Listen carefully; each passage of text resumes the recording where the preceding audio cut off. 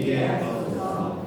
세상의 거룩함으로 관계를 비추어 주시어 자비와 선하심이 저를 모두 삼아 관계함으로 흘러가게 해주시고 가장 작은 선이라도 희망의 불이 타오를 수 있음을 깨닫게 하소서. 삼위안에 우리의 자리를 마련하시고 영원히 그 식탁에서 함께 먹으러 초대하시는 놀라운 자비를 늘 기억하게 하시어 깨어있는 관계로 나아가게 하소서.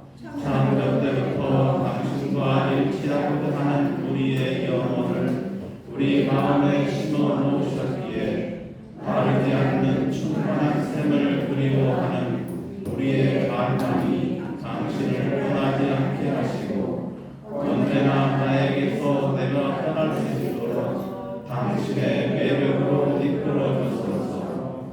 진리와 아름다움과 원초적 선으로 원죄의 그늘을 벗어나게 하시어 나를 중심으로 만드는 모든 유혹과 악에 빠지지 않도록 돌봐주시고 당신의 사랑 안에 해방된 자유의 몸으로 기쁨의 도구요 육화의 도구로서 아버지의 자비와 선하심이 관계 안에 흐르게 해주소서. 우리 주 예수 그리스도의 이름으로 기도합니다. 아멘. 평화를 빕니다. 예, 더운 날 이렇게 여기까지 이렇게 오시느라고 매우 수고하셨고요. 이 우리가 어렵게 마련한 이 시간이 우리의 삶에 영적인 풍요를 가져다 줄 수 있도록 마음의 준비를 했으면 좋겠습니다.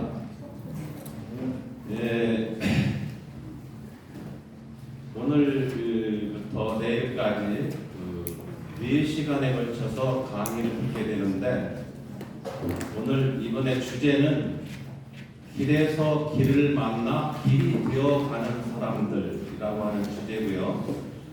그 다음에 프란치스칸 회개의 삶을 다루는 내용입니다. 그리고 제1강의는 위로부터 다시 태어나는 삶에 대해서 말씀드리겠습니다.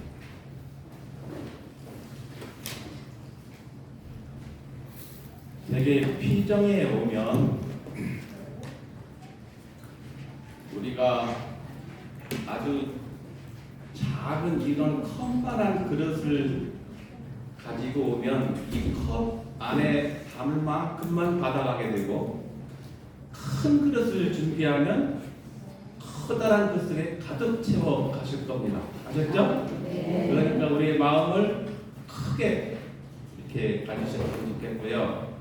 제가 이번 피lem을 준비하면서 3년 동안 이 세계 경제의 영적 보조자를 이렇게 맡아서 해왔습니다.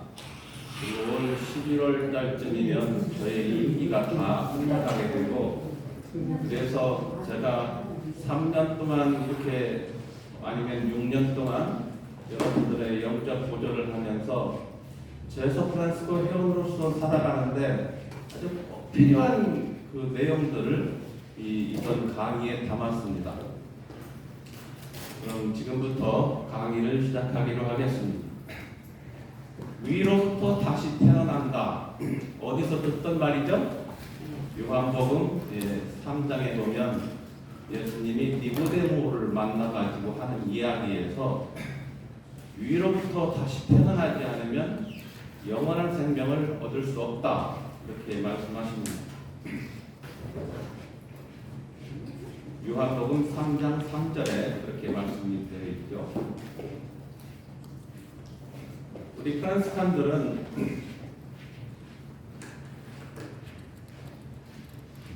예수 그리스도를 닮고 따르는 사람들입니다. 닮는다는 것과 따른다는 것이 우리 프란시스칸 회개의 삶의 아주 핵심 중에 하나예요. 그런데 이렇게 닮고 따르는 데는 일정한 패턴이 있습니다. 즉 죽음과 부활, 상실과 회복, 생명의 출생과 위로부터 다시 태어남, 그리고 변화와 변호라는 이런 패턴이 있습니다. 그 중에 부활과 회복은 우리의 최종 목표이고 결과라고 할 수 있습니다. 새로 태어나기 위해서는 반드시 죽음이라는 상실을 거쳐야 합니다. 위로부터 새로 태어난다고 하는 것은 물과 성령으로 태어나는 것이고 세례가 이를 말해줍니다. 그러나 물과 성령으로 태어나기 위해서는 먼저 나를 중심으로 살았던 이전의 삶에서 말씀이 사람이 되신 예수 그리스도를 중심으로 살겠다는 이런 서원과 약속을 전제로 해야 합니다. 우리가 세례를 받고 신자가 되었을 때 처음부터 그렇게 살 수는 없습니다. 믿음은 경험된 지식을 기초로 해서 성장하기 때문입니다. 이미 세례를 받은 사람이라 하더라도 하느님으로부터 시작되는 성령 안에서의 다시 태어나는 과정을 반드시 거쳐야 하는 것입니다.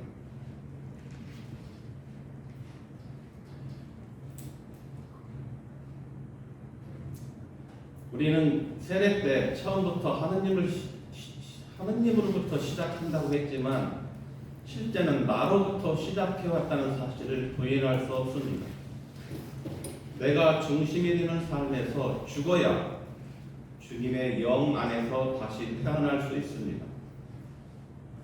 이러한 죽음은 나의 자유를 기꺼이 주님의 손에 내어드림으로써 시작됩니다. 내 의지를 주님의 말씀에 내어드린다는 것은 예수께서 선포하신 말씀에 내 의지를 그 말씀의 통치에 따라서 나의 자유를 내어드리는 일입니다. 지금까지 나를 중심으로 만든 모든 가치체계와 원칙을 바꾼다는 것은 대단한 모험입니다. 탐욕과 이기심으로 점철된 나의 역사를 그리스도를 아는 지식으로 바꾸는 이 관계의 혁명이 새 역사를 쓰도록 이끌어주기 때문입니다. 그렇다면 우리가 세례를 받고 시작을 했지만 근본적으로 수정하지 못한 채 여기까지 온 사람들이 너무 많아요. 자, 그러면 우리가 위로부터 다시 태어난다, 하느님으로부터 다시 태어난다 이렇게 하기 위해서는 근본적으로 수정해야 될 인식들이 몇 가지 있어요.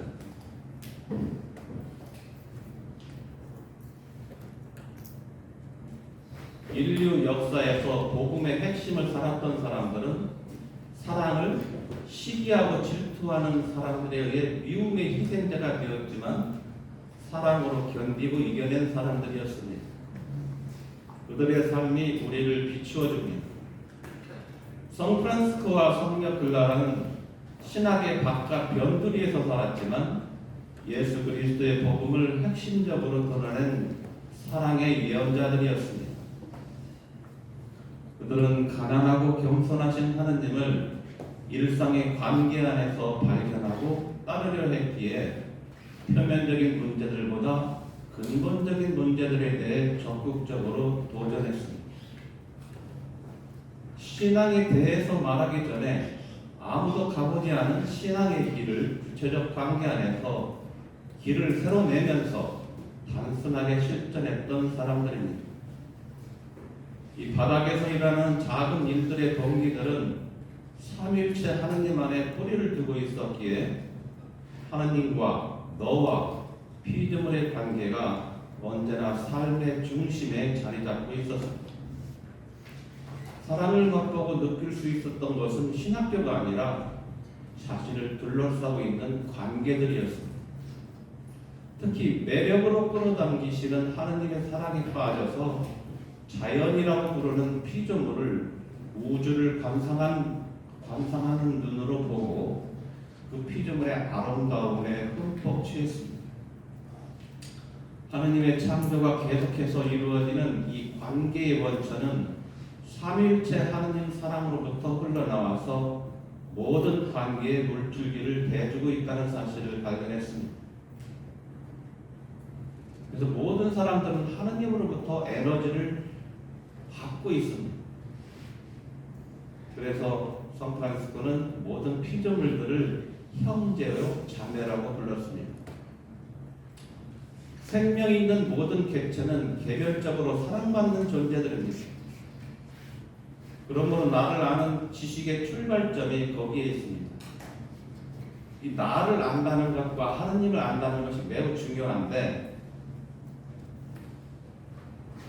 우리는 이 피상적으로 들었던 하느님에 대한 이미지나 또 나에 대한 인식들이 왜곡되어 있는 것들을 자주 발견합니다. 창세기에 나타나는 그 피조물들을 돌보라고 했던 말을 지배하라는 말로 해석해서 알아들었기 때문에 이 피조물들은 우리의 재화를 늘리는데 사용되어 왔습니다. 그래서 첫 번째로 수정해야 될 인식이 바로 여기에 있는데, 모든 피조물은 지배의 대상이 아니라 사랑으로 돌봐야 될 대상이라는 것입니다. 이게 첫째 인식을 갖고 해야 돼요. 내가 그것을 이용하고 사용해서 나의 어떤 복락을 위해서 사용하는 그것에 물들어 있었지만, 우리가 여기에서 우리는 이걸 수정해서 모든 피조물들은 우리가 사랑으로 돌봐야 될 대상이다. 이 하느님으로부터 사랑받는 이 개별성과 이 모든 그 에너지를 하느님으로부터 받고 있는 이런 동등한 형제적 평등성이 기본적으로 창조 때부터 있었지만, 그런 평등성을 잃어버렸고 무분별한 자연 파괴로 인류가 겪는 고통이 재앙의 수준에 이르게 되었습니다. 이 돌보라는 관계를 지배의 대상으로 만들어버린 인간의 관계들은 이용의 대상일 뿐 하느님의 자비와 선하심을 가로막는 단절의 존재가 되었습니다. 그래서 다른 피조물을 이용하듯이 사람들도 이용하려고 합니다. 이렇게 하느님의 선의 흐름을 막는 관계의 단절로 죄의 역사가 시작되었습니다. 나를 아는 인식이 하느님의 돌보심을 육화시키는 선의 도구적 존재라는 것이 무엇보다 중요합니다. 선을 이루는 도구적 존재, 그러니까 나에 대한 인식이 내가 하느님의 선과 자비를 이루어내는 이 도구적 존재라는 인식이 무엇보다 중요합니다. 이 프란시스칸은. 그래서 하느님이 나를 통해서 당신의 자비와 선하심이 관계 안으로 흘러가도록 하는 이것이 무엇보다 중요합니다. 그래서 이 돌보라고 하는 말은 우리의 일상적인 일입니다. 우리의 일상은 외롭고 불안하고 두렵고 깨지고 안전하지 않습니다. 우리 눈앞의 이익과 즐거움과 편안함만을 우선시하기에 우리 많은 인간들이 상처 입고 살아갑니다. 상처 입은 인간을 치유하려면 상처 입은 의사가 필요했습니다. 바로 그분이 육화된 말씀인 예수 그리스도이십니다. 예수 그리스도는 상처 입은 의사로서 우리에게 다가오셨습니다. 그분은 우리를 사랑하시기 위해서 하느님의 동등성을 포기하고 우리와 동등한 인간이 되셨습니다. 자신을 낮추시는 하느님의 가난과 겸손이 단절의 역사를 연결하고 회복된 관계로 안내하십니다. 이 가난과 겸손은 우리 일상의 많은 관계들을, 이 부서진 관계들을 연결하고 다시 회복된 관계로 만들어주는 영성이라고 얘기할 수 있습니다. 하느님께서는 창조하는 인간을 창조하셨습니다. 그런데 이 창조가 우리 관계 안에서 가장 중요하게 일어나는 일은 용서하는 일로 창조를 이뤄냅니다. 용서하는 일은 새롭게 창조하는 일과 똑같습니다. 용서하는 사랑에 자유를 사용하는 사람은 하느님의 창조의 이런 행위를 우리 관계 안에 육화시키는 사람들입니다. 그래서 사람에게 자유를 주기 위해서 사용되는 자유만큼 위대한 사람은 없습니다. 다른 사람을 자유롭게 하기 위해서 내 자유를 사용하는 사람들, 프랑스칸들은 바로 그런 사람들입니다. 그래서 인간의 자유는 그것이 사랑을 위해서 쓸 때 가장 위대합니다.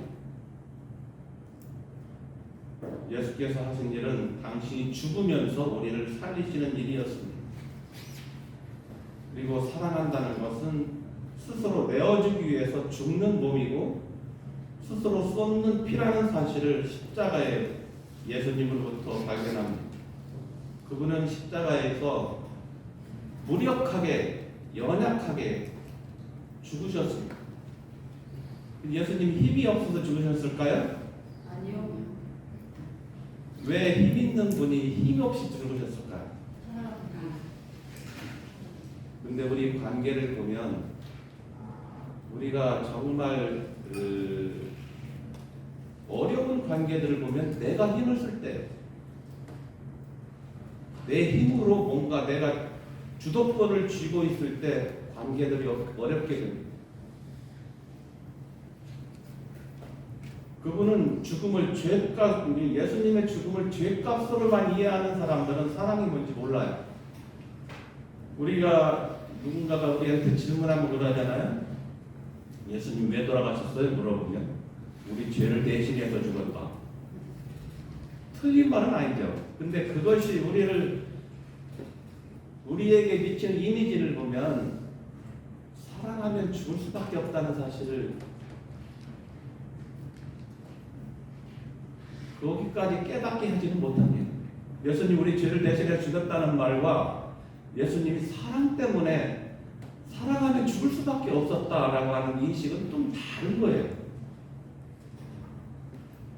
우리가 누군가를 사랑할 때 나도 모르게 나에게는 죽음이라고 하는 것들이 있습니다. 근데 그걸 죽음이라고 생각을 않고 이렇게 하죠. 그래서 예수님의 죽음을 그 죄값을 우리 죄를 대신해서 대속해서 죽었다라고만 이렇게 이해하는 사람은 용서하시는 아버지의 사랑보다 응징하는 아버지로 이해하기 쉽습니다. 잘못하면 벌 받아야 된다. 우리가 다 알고 있는 게 뭐예요? 잘못하면 죄를 지으면 벌 받아야 된다 라고 알고 있잖아요. 그죠? 근데 예수님이 우리에게 가르쳐 주는 하나님은 용서하시는 하나님이다라고 가르쳐 줬어요. 우리는 죄를 지으면 벌을 받아야 된다는 것은 인과응보적인 그런 틀을 가지고 살아가기 때문에 여기에 대한 조금 이따 말씀드리겠습니다. 그래서 이 응징하는 하나님 아버지, 인간의 죄로 화가 나신 하나님을 달래기 위해서 아드님을 세상에 보내서 죽게 해야만 그 아버지가 화가 풀린다라고 이해할 수밖에 없는 거예요. 죄값으로 이해한다면. 그러나 예수께서 증명하신 아버지는 용서하시는 아버지가 보여주는 자비였습니다. 이 자비라는 단어는 용서와 관련된 단어입니다. 그분은 십자가에서 돌아가시기 전에 아버지께 부탁드렸습니다. 아버지, 저들을 용서해 주십시오. 저들은 자기가 하는 일을 모르고 있습니다. 우리는 잘못하면서도 잘하고 있다고 생각할 때가 너무나 많습니다. 우리가 하는 일을 모를 때가 많습니다. 독점과 소유를 지배의 수단으로 여기면서 사람의 자유를 짓밟고 어렵게 만들기 때문입니다. 예수께서는 죽으면서 살리시는 아버지의 자비를 당신의 생명을 내어드리면서 증명하셨습니다. 폭력을 저지르는 사람들 앞에 서면 우리는 연약함과 무력감을 느낍니다. 그러나 사랑은 연약하고 무력하게 죽으면서 타인에게 생명을 내어주는 몸으로 부활합니다. 안전과 질서에 대한 욕구로 인과응보와 상선벌악이라는 틀에 철저하게 묶여있는 이들은 상대방을 죽이면서도 자신이 정당하다고 생각합니다. 용서가 들어설 땅이다. 그러나 우리가 믿는 하느님, 예수님께서 우리에게 알려주신 하느님은 은하계의 티끌에 불과한 우리들, 이런 은하계의 티끌에 불과한 우리들이 만든 그 틀이 뭐냐? 인과응보, 상선벌악. 그래서 하느님도 우리가 만든 그 틀 안에 넣어가지고 생각하니까 우리가 다른 사람을 용서할 여력이 하나도 없어져 버렸어요. 왜? 죄를 지금 벌을 받아야 된다고 당연하게 생각하니까 용서할 줄을 모르게 됐어요.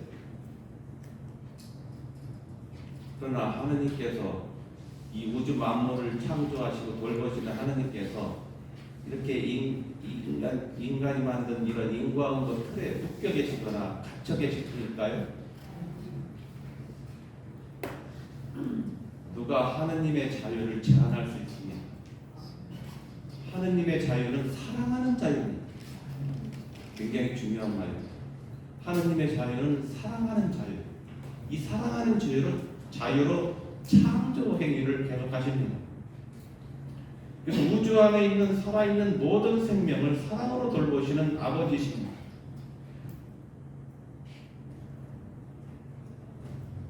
하느님의 전능은 사랑의 전능이지 힘으로 지배하는 전능이 아닙니다. 그분은 사랑이 아닌 힘으로 지배하시는 아버지가 아니십니다. 오직 사랑만이 사랑을 알아보게 합니다.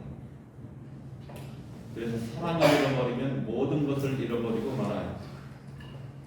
이게 우리가 살고 있는 힘이 지배하는 우리 이 세상에서 사랑이 보여주는 연약함과 무력함은 아버지로부터 사랑받고 있다는 확신이 있을 때만이 죽기를 두려워하지 않고 받아들일 수 있습니다.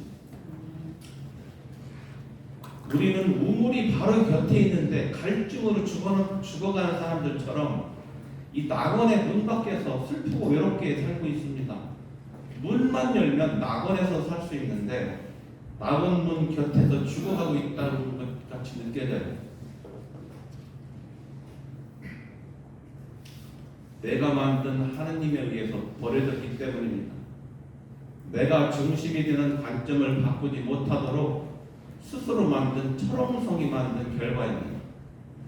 그래서 두 번째로 바꿔야 될 인식의 기초는 하느님께서 우리를 바라보시는 관점으로 바꾸지 않고서는 믿음에 성장할 수 없다는 것. 우리가 하느님을 바라보는 관점에서 하느님께서 우리를 바라보는 관점으로 바꾸는 이런 인식의 혁명이 이루어져야만 모든 관계의 열쇠를 풀 수 있습니다. 열심하지 않는 사람들은 하느님을 만들어냅니다. 자, 여러분들이 생각하는 열심한 사람은 어떤 사람들인가요? 기도를 많이 하고 희생을 많이 하고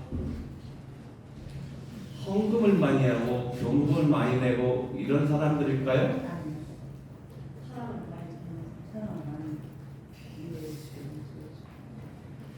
거룩하고 의롭다고 생각하는 일은 관계 안으로 선이 흘러가게 하는 상, 이것만 거룩하고 의로운 거예요.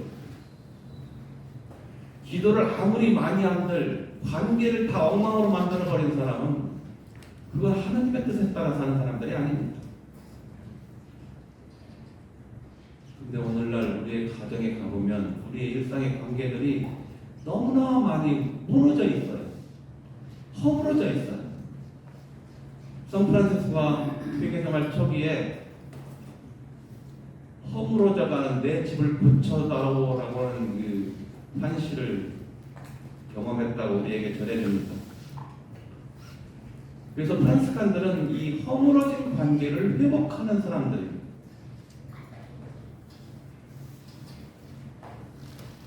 근데 허물어진 관계를 회복하게 하기 위해서는 두 번째 인식의 변화라고 하는 우리가 하느님을 바라보는 관점이 아니라 하느님께서 우리를 바라보는 관점으로 바꿔가는 작업을 하지 않으면 그 일이 불가능해집니다.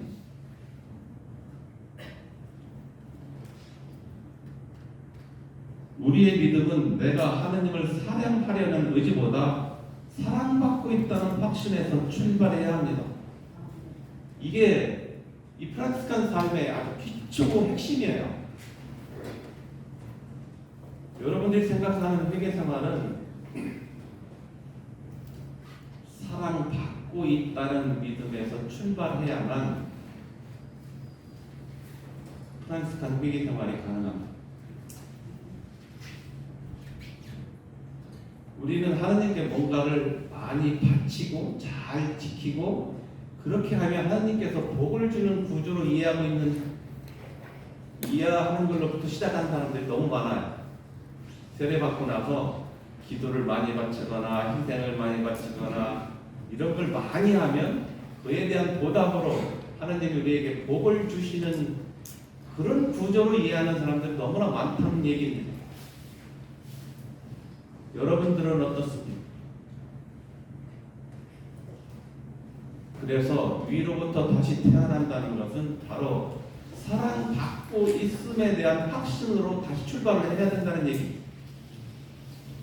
그래서 사랑받고 있어서 우리가 그 사랑에 대한 응답을 하기 위해서 살아가는 사람들이지, 내가 뭔가 하나님께 많이 지키고 잘 바치고 열심히 그걸 한다고 많이 한다고 해서 그에 대한 보답으로 상 주시는 그런 구조가 아닙니다. 제가 여러분들에게 3년 동안 계속 아니면 6년 동안 해서 말씀드렸던 것이 바로 이거예요. 사랑받고 있음에 대한 이 확신을 해서 다시 출발해야 된다. 그래서 우리는 응답하는 신앙으로 살아가는 사람들입니다. 위로부터 받는 사랑이 없이 사랑하려는 의지는 나를 위한 것이지 하느님을 위한 거나 다른 사람을 위한 것이 아닙니다. 왜냐하면 지키고 바치려는 의지가 나만을 위한 복을 받기 위해서 하는 일이기 때문입니다. 하느님이 우리에게 희생을 바치는 걸 좋아하실까요?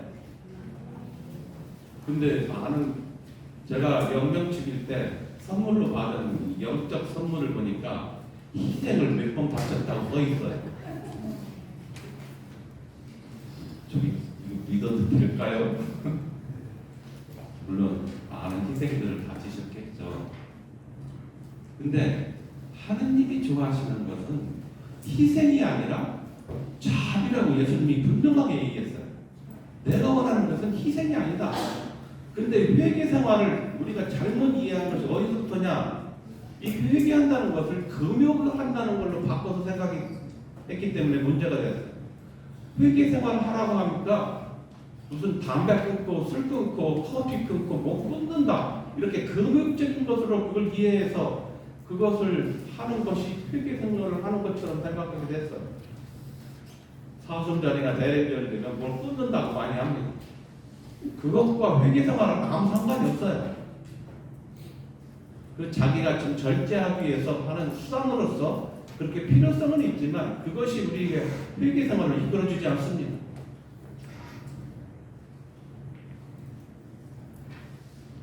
그래서 잘 지키고 많이 바쳐서 복을 받는 구조로 이해하는 것은 믿음이 아니라 종교심이라고 불러요. 그걸. 이런 종교심은 믿는 사람이나 안 믿는 사람이나 타종교 사람들이랑 다 똑같이 인간이 갖고 있는 심성이에요.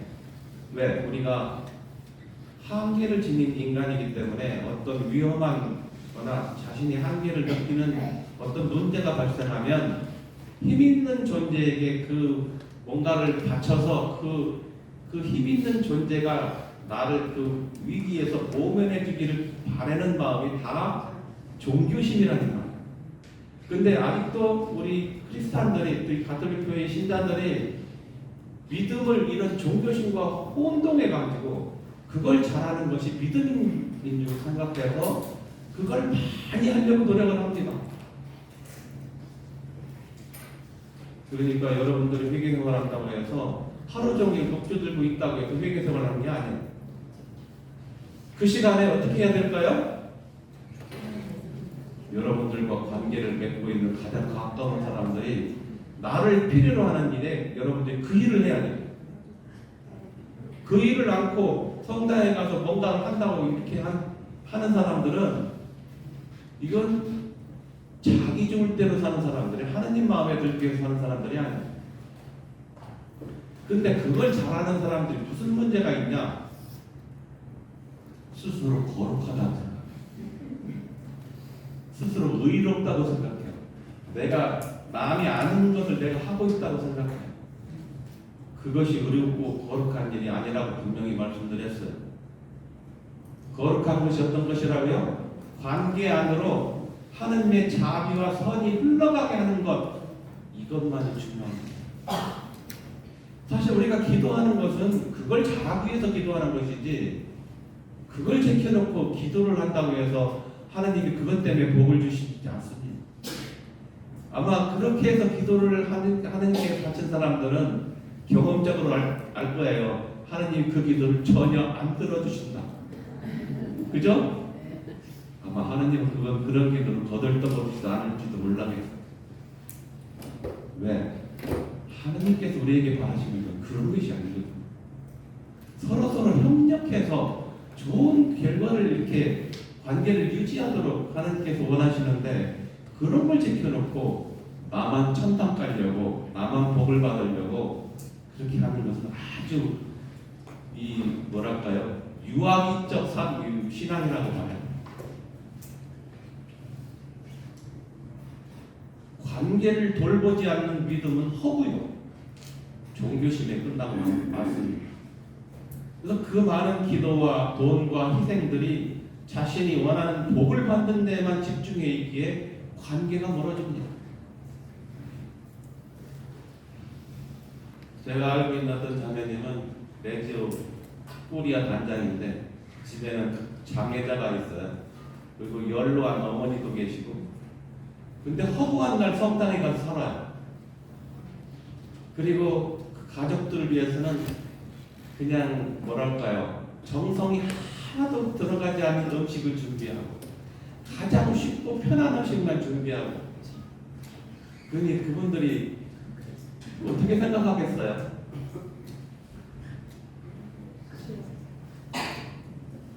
성당에 가서 산다고 하느님이 좋아하시지 않습니까?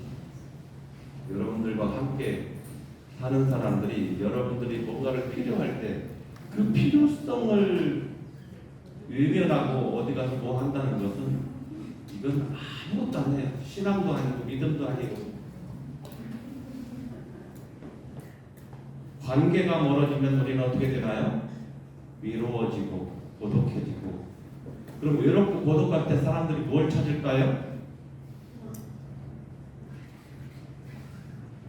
중독성이 있는 대체들을 찾습니다. 우리가 쾌락이라고 하는 그런 것들, 요즘에 우리나라에 마약이 많이 유통되고 있다고 합니다. 성과 마약과 이런 탐식과 술, 이런 것에 의존하게 돼요. 사람들이 외로워지고 우울해지면 이런 거에 의존해야 돼요. 이것은 중독성 있는 거예요. 그리고 관계를 돌보지 않고 자기만 뭔가 챙기겠다고 하는 사람들은 참으로 어리석은 사람들이에요. 변화된 사람들은 매우 단순하게 다른 사람을 변화시킵니다. 단순하게 사랑하는 그것이 사람들에게 아주 감동을 줍니다.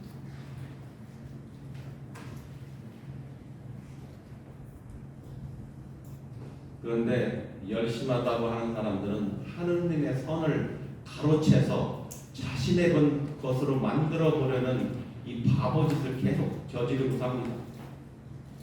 다른 사람이 했던 것도 자기가 했다고 생각하거나 어떻게든 다른 사람에게 잘 보이려고만 하고,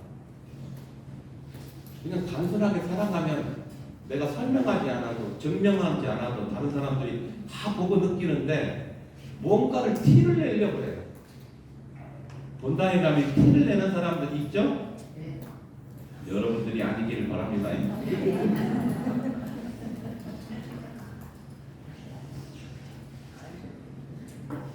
우리 자신이 우상이라는 사실을 모른 채 믿음으로 둔갑한 종교심 안에서 여전히 자신을 꼭대기에 올려놓고 거기서 살려고 합니다. 예수님이 저들은 자기가 하는 일을 모릅니다라고 얘기했을 때 용서해달라고 하면 저들은 자기가 하는 일을 모릅니다. 우리가 바로 이렇게 살아갈 때 우리는 우리 자신을 모르고 살아가는 거예요. 자신의 정체성과 정당성의 근원이 복음이 아닌 인과응보와 상선거락이라는 이런 틀에서 출발해서 그렇게 살아가려고 하기 때문에 그렇습니다. 성 프란치스코, 성 보나벤투라, 그 제자였던 성 요한 둔스 스코투스, 이게 프란스칸 신학자들인데 이 사람들은 이 프란스칸 삶의 신학은 행동하는 자비라고 해서 그 실천적 이런 얘기예요. 행동하는 자비. 이런 행동하는 자비로 자유의 길을 내는 사람들이었다고 얘기합니다. 자, 우리가 사랑해야 되는 기본적인 그 근원이 어디에서 나오냐면 삼위일체 하느님을 사랑해서 나와요. 자, 이 삼위일체라고 하는 것은 성 프란시스코를 비롯해서 이 프란스칸 신학은 삼위일체 신학에서 출발해요. 성부, 성자, 성령 안에서 위격적 관계가 우리 일상의 우리의 관계들의 모델입니다. 아버지께서는 당신 전부를 아들에게 내어주시고 아들은 아버지에게 어떻게 내어주셨나요? 십자가에서 생명을 내어놓으심으로써 돌려드렸어요. 이렇게 아버지가 아들을 위해서 모든 것을 내어주는 사랑과 아들이 아버지를 향해서 모든 것을 내어주는 사랑, 이것이 사랑의 영이에요. 이걸 뭐라고 불러요? 성령이라고 불러요.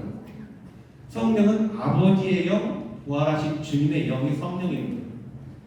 그래서 아버지가 아들을 위해서 모든 것을 내어주셨기 때문에 예수님께서 우리에게 아버지와 나는 하나다. 나를 보았으면 곧 아버지를 본 것이다. 이렇게 얘기하시잖아요. 그래서 이렇게 이 프란스칸 그 회계 삶 안에는 이 관계가 내어주는 삶으로서 시작하는 거예요. 어떻게? 아까 제가 처음에 우리는 하느님으로부터 사랑받고 있다는 그 확신에서 출발해야 된다고 그랬잖아요. 그러니까 하느님으로부터 내어주는 사랑을 받은 내가 다시 나도 내어주는 사랑으로 응답하는 거예요. 이게 출발이자 도착점이 되는 거예요. 그래서 이 하느님 백성인 교회가 삼위일체 상호간에 내어주는 사랑을 상실하게 되면서 우리는 돌보시는 하느님 사랑에 대해서 기뻐하기보다 벌이 두려워서 불안하고 죄책감에 시달려야 했습니다. 왜냐하면 예수님께서 보여주신 십자가의 사랑을 죄값에 대한 해석으로 인식함으로써 사랑과 자비를 잃어버렸기 때문입니다. 그래서 근본적으로 수정해야 할 세 번째 인식은 이 죄값에 대한 이해입니다. 우리 죄를 대신해서 죽었다라고 하는 게 죄값이잖아요. 예수님 죽음에 대한 원인이 죄값이 아니라 자유 안에서 스스로 내어주는 사랑이라고 하는 점입니다. 이걸로 바꿔야 돼요. 자, 벌이 두려워서 뭘 하는 거하고 상대방이 기분이 좋게 하기 위해서 하는 것은 너무 다른 일이 아니겠어요? 우리가 벌 받지 않기 위해서 하는 행동들은 아주 수동적이고 마지못해 할 때가 많잖아요. 근데 누군가를 기분 좋게 하고 그분가 기분 좋게 하는 것도 있고 그분이 기뻐하니까 하는 것도 있고 상대방을 사랑 때문에 사랑하는 거기에는 사랑 안 하면 내가 죽는지도 모르게 내가 죽어요. 그게 예수님이 죽음으로 그렇게 이해를 해야 된다는 거예요. 아셨어요? 네. 사랑하면 죽을 수밖에 없는 거예요. 엄마가 아이들의 갓난아기를 기를 때 내가 너희를 위해서 희생한다고 생각하지 않습니다. 완전히 자신을 내어주면서도 내가 죽는다는 얘기를 안 하잖아요. 사랑이 있으면 이렇게 죽으면서도 죽는지 모르게 죽어요. 그게 사랑의 핵심이잖아요. 사랑하면 그렇게 어떤 어려움들이 발생하는데 이 어려움을 예수님이 뭐라고 얘기했느냐면 나는 마음이 온유하고 겸손하니 내 멍에를 메고 나에게 와서 배워라 이렇게 말씀하셨어요. 그러면서 고생하고 무거운 짐을 지닌 사람들 다 나에 가서 쉬어라. 내가 너희를 편하게 쉬게 하겠다. 내가 주는 멍에는 가볍고 내가 주는 멍에는 편하고 내가 주는 짐은 가볍다. 편하고 가벼운 짐. 사랑하는 사람들이 바로 지는 짐이 바로 이거예요. 그렇게 무겁고 두렵고 아주 그냥 힘에 부치는 그런 일이 아닙니다. 아주 기분 좋게 하는 일이고 기분 좋게 자신을 내어주는 일입니다. 그래서 아버지가 아들에게 내어주는 사랑은 마지못해 내어주는 게 아니었잖아요. 그렇듯이 우리도 나를 내 아내나 내 남편이나 내 아들이나 자녀들 내 이웃사람들 내 주변에 있는 이런 관계들에게 나를 내어줘야 되는데 내어주는 기쁨이 얼마나 큰지 몰라요.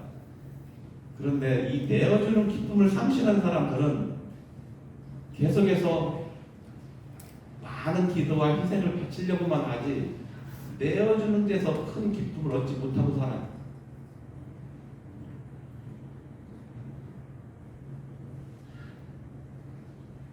삼일체 하나님 사랑으로부터 분출되는 이 선에서 나오는 에너지가 우리 관계의 원동력입니다. 에너지를 다 거기서 받아요. 자신의 생명을 내어놓는 죽음으로써 누군가를 살립니다. 누군가를 사랑하기 위해서 자신의 자유를 내어놓기보다 벌받지 않기 위해서 내놓는 자유는 세 가지 말을 하게 돼요. 마지못해, 할 수 없이, 또 뭐가 있죠? 어쩔 수 없이 이런 말을 자주 합니다. 사랑하는 사람들 이런 말을 쓰지 않습니다. 절대로 안 써요. 할 수 없이 마지못해 어쩔 수 없이가 아니라 자진해서 하고 자신에서 내어주면서도 아주 기분 좋게 내어줘요. 그러면서 행복감을 누립니다. 제가 최근에 어떤 가정에 부부들이 살아가는 모습을 이렇게 유심히 바라본 적이 있는데 서로가 받으려고만 하지 내어줄 줄 모르는 사람들이었어요. 계속해서 요구만 하는 거예요. 이렇게 해달라 저렇게 해달라. 그런데 요구하는 그 비중이 어느 쪽에 많은가 봤더니 자매님 쪽에 훨씬 많아요. 그러니까 여기에서 남편을 통제하고 있었습니다. 그러니까 이거 해라 저거 해라 계속해서 뭔가를 하라는 걸 명령하고 지시하고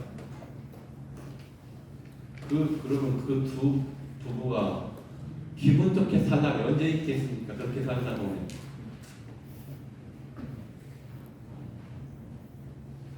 마지막 시간에 아니 세 번째 시간에 이제 이 부분에 대해서 구체적으로 말씀드릴 거예요. 이렇게 마지못해 어쩔 수 없이 할 수 없이 이렇게 하는 게 사랑이 아닙니다. 시편에서는 주님이 얼마나 좋으신지 맛보고 깨달아라 그렇게 이야기합니다. 삼일체 하나님의 선하심은 자발적으로 발산하는 선입니다. 이 선이라고 하는 것은 가만히 있는 게 아니라 그 자체로 자꾸 확산되어 나갑니다. 누가 선한 행동을 보면 그걸 보는 사람이 그걸 보고 느껴서 자기도 모르게 그렇게 하려고 해. 왜? 그게 좋기 때문에. 너무 감동적이고 너무 좋기 때문에 닮으려고 하는 마음이 생겨나.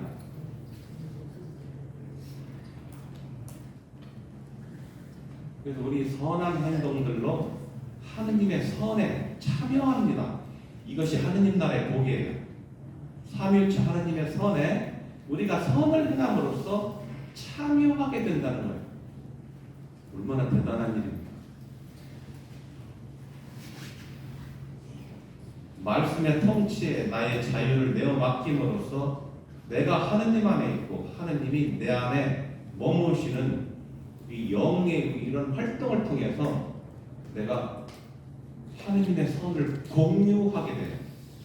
그래서 하느님의 선을 내가 공유하게 되면 우리 관계 안에서 그 공유된 선이 흘러갑니다. 가만히 있지 못해요.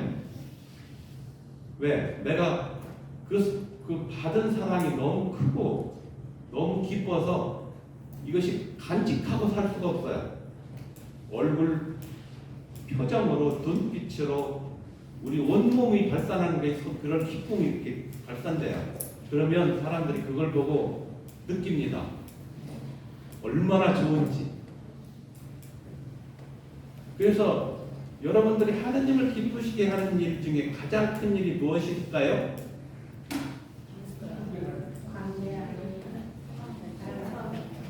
네, 관계 안에 살아가는 것도 그건 맞는 얘기인데 그것보다 더 좋아하시는 일이고 우리가 하느님한테 드리는 최고의 선물이 있어요. 그것만이 하느님을 기쁘시게 해드릴 수밖에 없어요. 사랑하는 거? 아니고 더 중요한 거. 용서하는 거? 그것도 아니고. 물론 그것도 진짜 중요한 일입니다만 그보다 더 중요한 게 있어요. 그것은 여러분들이 아직도 그걸 모르고 있다니 그것입니다. 하느님 우리에게 기대하시고 가장 좋아하시는 일은 하느님이 주시는 것에 대해서 어쩔 줄 몰라 하는 겁니다. 너무너무 좋아서 행복해하는 모습이에요. 자, 하느님 아버지가 우리한테 우주 만물을 다 맡기셨잖아요. 이게 얼마나 큰 사랑이에요. 그리고 그때 우리의 필요성을 채워주시는 분, 이 하느님의 보상성. 하느님은 우리에게 뭔가 대가를 지불하고 주시는 게 아니에요. 우리가 바친 기도와 희생의 대가로 주시는 게 아닙니다. 그분은 아버지시기 때문에 우리에게 거저 주시는 거예요. 그런데 생각해봐요. 아버지는 우리에게 다 그냥 주는데 우리는 계산하고 줘야 된다고, 계산해야 된다고 생각하고 있어요. 이거 너무 이상하잖아요. 하느님께서 우리에게 무상으로 모든 걸 주고 계시는데 우리는 계산해야 된다고 기도를 숫자를 세고 희생의 숫자를 세고 이러고서 하니 얼마나 답답하겠어. 하느님께 이제는 그렇게 살지 맙시다. 네. 우리가 하느님 주시는 걸 너무너무 고맙고 기분 좋고 해서 이게 어쩔 줄 몰라 하는 그런 기분 좋은 모습들이지. 그래서 하느님께서 우리가 행복해하는 모습을 보고 싶어 합니다. 근데 그날 주시는 것에 대해서 너무너무 고맙고 감사해서 아주 기쁘게 살아가면 되는데 응답한다고 하는 것이 아니라 뭔가를 얻어낼 목적으로 뭐 하기 때문에 문제가 되는 거 아니겠어요? 이걸 하면 주실 것이다. 근데 그분은 그것 때문에 주시는 게 아니에요. 그분은 기도에 대해서 우리한테 예수님이 가르쳐 주실 때 아버지께서는 너희들이 청하기도 전에 다 미처 알고 계신다. 그러니 이렇게 기도라고 해서 가르쳐 주신 기도가 뭐예요? 그렇죠. 근데 우리가 주님의 기도와 성모성, 영광성으로 이루어진 기도가 무슨 기도인가요? 북주 기도잖아요. 이 북주 기도를 하는 사람들의 그 마음속에 들여다보면 참 실망스러울 때가 많아. 왜? 이 북주 기도를 하는 것을 거래하는 수단으로 삼기 때문에 하느님하고 거래하려고 해요. 내가 몇 번을 바쳤으니까 주님 나한테 내가 원하는 거 이것 좀 해주세요. 이건 거래기 믿음이 행위가 아니야.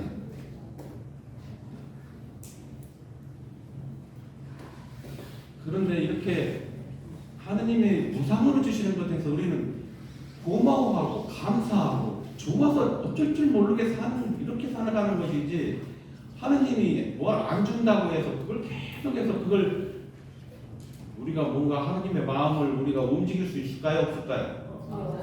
없어요. 하나님은 자유롭게 당신의 일을 하시는 것이고 아버지는 아버지의 일을 하셔요. 그분의 아버지가 하시는 일은 돌보는 일이에요. 용서하시고 돌보시는 일이 아버지가 하시는 일이에요. 근데 우리는 뭘 잘못하면 죄책감이 많아가지고 스스로 움츠러듭니다. 손이 오그라든 사람처럼 마음이 오그라들어가지고 주눅들어 사는 사람들이 너무 많아요. 아주 하느님께서 우리 신앙생활은 아주 기분 좋게 사는 것이지 부담스러운 게 아니에요. 신앙생활이 특히 회개생활이라는 건 더 기쁜 생활이지 부담스러운 생활이 아니에요. 왜 우리가 부담을 느꼈냐면 아까도 얘기했던 것처럼 회개생활을 금욕생활이라고 생각하기 때문에 문제가 되죠. 회개생활은 금욕생활이 아니에요. 금욕적인 것은 우리 몸이 편한 것 좋아하고 그런 것 좋아하기 때문에 절제를 위해서 자기 수단으로서 자기를 다스려가는 수단으로서 요긴하지만 그게 우리를 구원으로 이끌어 주지도 않고 하느님 사랑에 이르게 하지도 않습니다. 그러니 이제부터라도 그날 주시는 것에 민감해야 됩니다.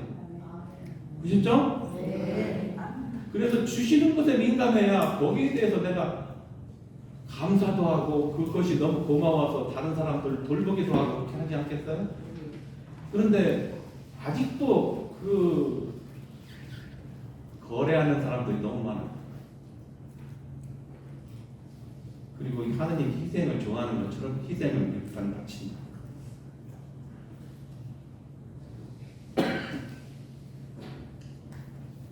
그래서 우리는 하느님이 우리에게 정말 기대하시는 것은 우리가 행복하게 사는 겁니다. 좋아서 살아가고 기뻐서 살아가고 서로 협력해가면서 살아가는데 이게 하느님이 창조하신 것이 우리를 완성품으로 안 만들었다는 것이 정말 기가 막힌 거예요. 하느님 우리를 완성품으로 만들었다면 하느님 하실 일이 하나도 없을 거예요. 왜? 다 완성품으로 만들었을 때 저절로 다 알아서 자동으로 살 거 아니겠어요? 그런데 우리가 모자라게 만들었다는 것이 기가 막힌 일이에요. 그래서 서로 협력하면은 온전하게 만들었어요. 이게 관계를 정상화해서 살아가야만 내가 온전해질 수 있다는 얘기예요.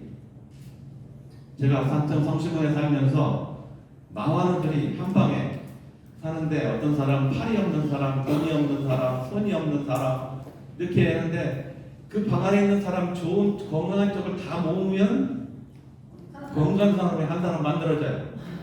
이런 것처럼 우리의 관계들도 우리가 다 모자라게 태어났고 모자라게 살아요. 그러면 우리가 어떻게 해야 온전해질 수 있느냐? 서로 협력해야 온전해질 수 있어요. 그래서 여러분들이 이제 관계 안에서 명령하고 지시하고 이렇게 하는 것보다도 어떻게 해야 될까요? 협력을 구해야 돼요. 협력. 이게 이따가 이제 말씀드리겠지만 우리가 협력하지 않고 자기 혼자 독자적으로 뭐 하려고 하는 사람들이 너무 많아요. 그러니까 항상 모자라게 사는 거예요. 왜? 내가 없는 것을 다른 사람부터 받아야 나도 그것 가지고 내가 온전하게 살 수 있는데 너무나 나 혼자 다 완전하게 만들어졌다고 생각해요. 특히 기도를 많이 바치거나 희생을 많이 바치는 사람들은 그걸로 자신이 의롭고 겨롭다고 생각하니까 그게 문제예요. 제발 그렇게 안 살았으면 좋겠어요. 예. 자, 그럼 첫째 시간 우리가 인식의 세 가지 차원을 바꾸라고 했는데 피조물은 지배의 대상이 아니라 사랑으로 돌봐야 될 대상이다. 둘째, 우리가 하느님을 바라보는 관점에서 하느님이 우리를 바라보는 관점을 바꿔야 된다. 셋째, 예수 그리스도에는 죽음에 대한 원인이 죄값이 아니라 자유 안에서 스스로 내어주는 사랑이었다. 아셨죠? 네. 이런 이 마음으로 살아가야 될 것입니다.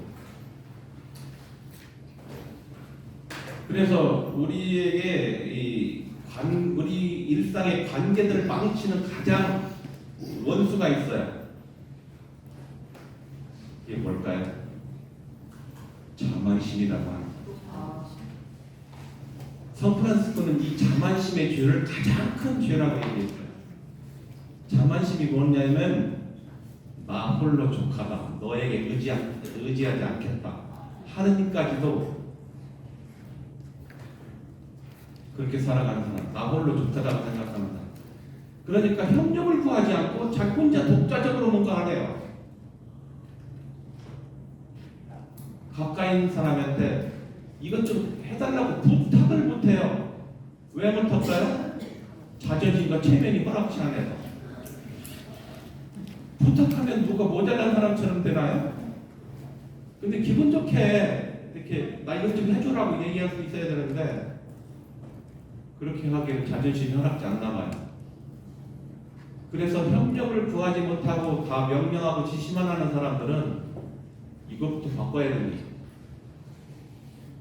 이게 자만심에서 나오는 그 죄이기 때문에 이 자만심은 우리 관계를 딱 단절시키게 만드는 원수예요. 이 자만심을 다른 말로 표현하면 세 글자, 나쁜 놈. 나쁘다고 해서 나쁜 놈이 아니라고 얘기했죠? 나밖에 모른다고 해서 나쁜 놈이에요. 이기심에 가득 차가지고 나밖에 몰라요. 나밖에 모르는 사람은 관계가 다 단절되거나 갈등을 느끼고 살아갑니다. 이 관계의 단절이 죄의 뿌리예요. 여러분들이 죄의 고백성서 볼 때 제일로 심각하게 성찰해야 될 부분은 관계를 어떻게 하고 있는지 이거에 대한 성찰입니다. 근데 이런 관계의 이 단절이 얼마나 심각한지에 대한 성찰보다는 10계명만 놓고서 1계명 나 여기 관계없어, 2계명 통과, 3계명 통과, 나중에 10계명까지 난 죄 없어 이렇게 된다고요. 그러면 그렇게 죄 없이 되면 그게 사랑하게 되나요? 그 말도 안 돼요. 그렇다고 죄가 없어지나요? 관계는 심각하게 가면은 가까이 사는 사람들은 심각한 갈등을 겪고 살면서도 10계명 성찰한다고 고백성사 보기 전에 성찰하면 난 죄 없다고 생각해. 난 그게 거기에 저촉될 만한 죄에 안 졌어 이렇게 생각해. 근데 이것보다 더 심각하고 아주 위험한 것이 죄는 바로 관계의 단절입니다. 이게 얼마나 심각한지. 하느님이 너희들은 서로 사랑하면서 살아라고 했는데 사랑하지 않고 이렇게 단절하고 사는 것, 이것이 죄예요. 근데 이런 죄로 끌어들이는 세 가지 유혹이 있어요.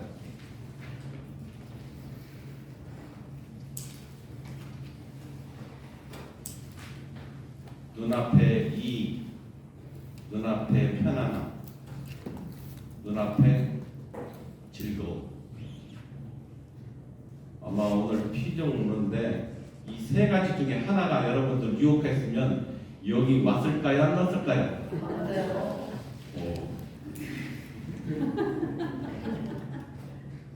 예, 정직해서 좋습니다. 예를 들어서 큰 돈이 생기는 일이나 아주 기분 좋은 어떤 모임이라든가 뭐에다 누군가 가자고 했을 경우, 그리고 편한 것, 이익이 되는 것, 이런 것들 때문에 우리는 많은 관계들이 어렵게 됩니다. 조금 더 편하기 위해서, 조금 더 챙기기 위해서, 조금 더 즐겁게, 나만 즐겁게 하기 위해서 관계가 다 단절되거나 어렵게 돼요. 그러니까 이것들을 그러니까 이 관계를 어렵게 하는 이것들을 잘 우리가 다스려 나가야 되고 선택해야 되고 결단해야 되는데, 그것은 이제 다음 시간에 우리가 기도에 관련돼서 좀 살펴보면서